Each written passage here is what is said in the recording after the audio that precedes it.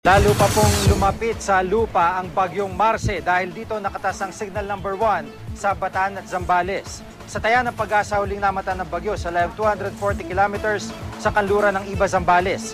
Taglay nitong lakas ng hanging 85 kilometers per hour at bugsong aabot sa 100 kilometers per hour. Mabagal itong kumikilos patungo sa direksyong timog silangan. Base sa storm track ng Weather Central, makikitang pagdating ng Webes ay liliko ito at tutumbukin naman ang Vietnam. Biyernes ay inaasahan itong lalabas ng PAR. Dahil sa bagyo, asahan naman ang pagtaas ng alon sa western seaboard ng Luzon. Kaya inaabisuhan ng mga maglalayag na umiwas muna sa mga bahaging yan ng karagatan. Bukas ang timog at gitnang bahagi ng Luzon ay makakaranas ng maulang panahon.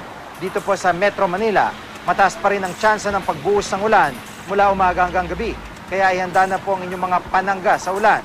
Mararamdaman din ang pag-ulan sa Ilaga at gitnang Visayas.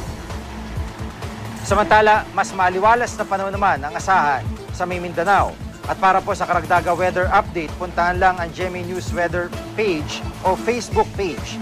Ito ang GMA Weather I Am Ready, serbisyong totoo ng GMA News.